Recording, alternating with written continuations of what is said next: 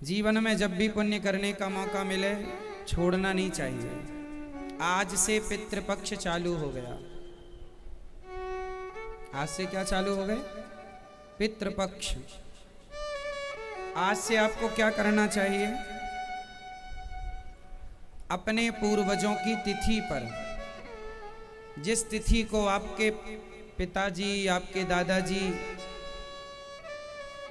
का भगवत धाम गमन हुआ है, जिस तिथि में उनका अंतिम संस्कार हुआ है, वह तिथि नोट कर लीजिए। उस तिथि पर उन्हें श्राद्ध करना चाहिए। श्राद्ध का अर्थ है श्रद्धा से दिया हुआ दान। उन्हें जल दान करना चाहिए।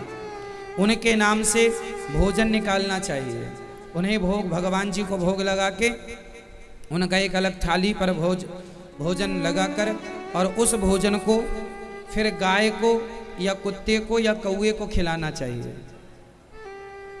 जो हम पितरों के लिए भोजन निकालते हैं ना, आप उनको भोग लगा दें।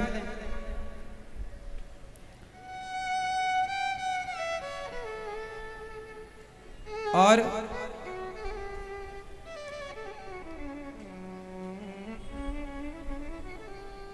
हम जो भी आज से अपने पूर्वजों के लिए अन्न निकालिएगा, घर में खीर पूड़ी जो भी आप मिष्ठान बनाएं, निकाल कर पितरों को भोग लगाइए।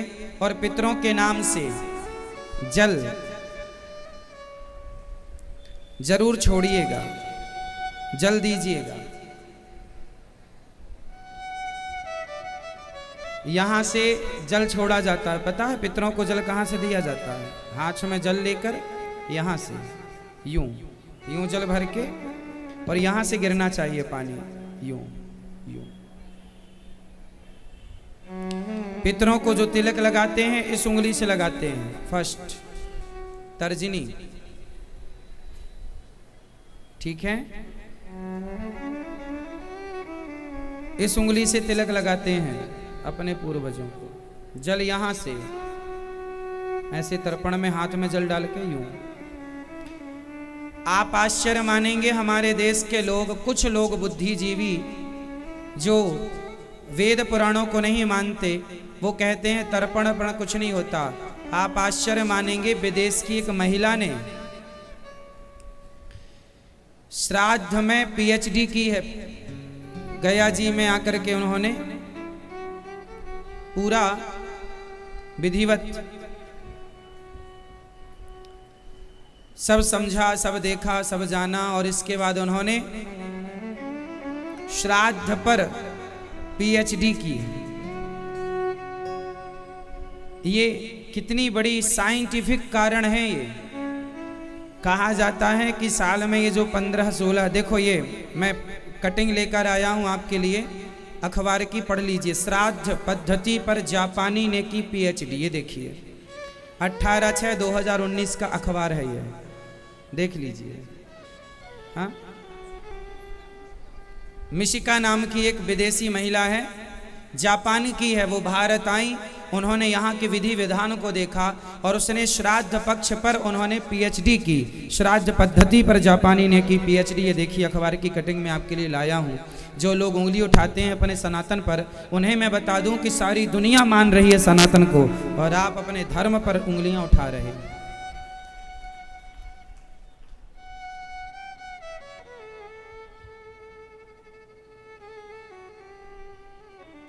तो हमारी संस्कृति सर्वश्रेष्ठ संस्कृति है। हमारा धर्म सर्वश्रेष्ठ साइंटिफिक है। हमारी सारी पद्धति, सारी चीजें, कोई मन गढ़ंत नहीं है। इसलिए आप लोग अपने, अच्छा जैसे आपके पिताजी को भगवान के घर गए 3 साल हो गए, तो 3 साल बाद आप उनका तर्पण करें, श्राद्ध करें, गया जी करें। अब आप, कई लोग सोचते हैं कि अभी तो माँ जिंदा है। अरे पिता तो 3 साल हो गए ना, तो पिताजी का कर दो, जब माँ जाएगी तो माँ का 3 साल बाद करना। कई लोग इतने आलसी होते हैं, दोनों का एक साथ करे आएंगे, दोनों का एक साथ भी करे आए, वो भी अच्छा है। पर आपके पिताजी चले गए हैं तो 3 साल हो गए उनको। 3 साल के पहले नहीं होता, पर 3 साल के बाद तो फिर आप 4 साल में भी, 6 साल में भी, 10 साल में भी कर दें कोई आपत्ति नहीं, पर 3 साल हो गए हैं तो कर लेना चाहिए। भले माँ जीवित है तो अच्छा है, माँ जीती रहे। जब माँ जाएगी जो माँ का बाद में 3 साल बाद होगा। तो हमें पूर्वजों के लिए इस श्राद्ध पक्ष में हम पहली रोटी गाय को भोजन कराएं। जो पितरों को भोजन निकालते हैं, उसके भोग लगाने के बाद वो भोजन गाय को खवाएं। गाय की रोटी अलग निकालें, चींटियों को दाना अलग डालें पितरों के नाम से, और कुत्ते को रोटी खवाएं, है ना।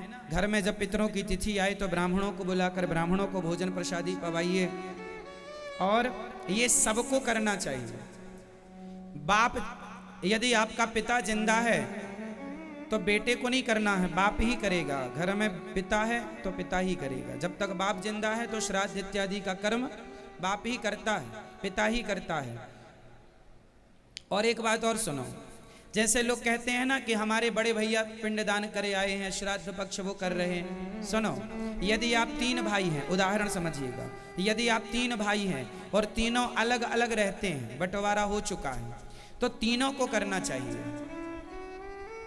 यदि आप संयुक्त रहते हैं एक साथ तो बड़ा कर सकता है। अब जैसे तुम्हारा पिता नहीं है और तुम 3 भाई हो, बड़ा अलग रहता, छोटा अलग और छोटा अलग, तो फिर सब तीनों लोग करो। गया जी में भले एक जन चला जाए, चलता है, पर घर में जो पितृपक्ष के जो भोजन निकालना, उनके नाम से दीपक जलाना, उनके लिए तर्पण करना, जल देना, ये तीनों कर सकते हैं। बड़ा करे, मझला करे, छोटा करे। अब न्यार अलग अलग हो गए हो ना, तो अब सबका अलग अलग है भाई। तुम्हारा किया तुम्हें मिलेगा, उसका किया पुण्य। पितरों को पितृदान तर्पण करने से पुण्य की प्राप्ति होती है, और हमारे जल से, हमारे इस प्रसाद से उन्हें तृप्ति मिलती है। अब आप साइंटिफिक पूछ लें, महाराज जी यहाँ हमने उनको पिंडदान किया, वहाँ उनको कैसे मिल जाएगा? अरे भाई, आज का तो लॉजिक देना पड़ेगा ना, साइंस का युग है। तो उदाहरण समझो, आप किसी के खाते में पैसा भेजते हैं, आपका कोई व्यक्ति विदेश में रहता है, माना कि अमेरिका में, अब उसके खाते में आपको पैसे भेजना है, कैसे जाएगा? आप उसके खाते में डाल दो यहाँ पर, वहाँ पर पहुँच जाएगा। हाँ या ना? बोलो हाँ। यहाँ से भेजा हुआ पैसा उसके खाते में मिल गया ना। और सुनो, वो पैसा नहीं मिलेगा जो आपने भेजा है। यदि यहाँ से यदि आपने रुपया भेजा है, पैसा, तो वहाँ उसे डॉलर ही मिलेगा। अमेरिका में है तो वहां उसे रुपया ना मिलेगा। क्यों जी? वहां उसे वही नोट नहीं मिलेगा जो नोट आपने डाले हैं कि यही नोट जस का तस चला जाए। वहां उसे वो मिलेगा जो वहां उसे आवश्यकता है, अर्थात वहां की जो करेंसी है, वहां का डॉलर है, पाउंड है इत्यादि, जो हर देश का अलग अलग सिस्टम होता है, वो मिलेगा। उसी तरह आपने यहाँ पिंडदान किया कि आपके पूर्वजों के नाम से, तो आपके पूर्वज अभी वर्तमान में जिस समय, जिस योनि जहाँ हैं, उन्हें जिस चीज़ की ज़रूरत है उस रूप में वो पिंडदान उन्हें प्राप्त हो जाएगा। आपका किया हुआ यहाँ उन्हें उस रूप में मिलेगा, अभी उनको जिस रूप में जहाँ उनकी आवश्यकता है। ठीक है, मिलता है। इसलिए अपने पूर्वजों के लिए भागवत जी सबसे उत्तम साधन है। आप कुछ ना कर पाए, कुछ ना करा पाए, तो केवल भागवत जी की पोथी करा लीजिए। भागवत जी में एक 6वें स्कंद का आखिरी अध्याय है, 6वें स्कंद का अंतिम अध्याय है। यदि उसका पाठ करके कोई अपने पितरों को जल देता है, पिंडदान करता है, तो उससे ही उनकी सदगति हो जाती है। भागवत जी की ये महिमा है। इसलिए जब भागवत जी का संपूर्ण पाठ कराते हैं तो सब कुछ हो जाता है। इसलिए भागवत जी की पोथी अपने पूर्वजों के लिए आप लोग करा सकते हैं। अभी 13 तारीख से यहाँ पोथी पाठ बैठेंगी, आप लोग भी अपने पूर्वजों के लिए आप कर सकते हैं, करा सकते हैं। जो आप अपने पूर्वजों के लिए ये 15 दिन 16 दिन अपने पूर्वजों को दीजिएगा। अब 16 दिन में एक दिन वो जो आपकी तिथि आएगी, एक ही दिन रहा,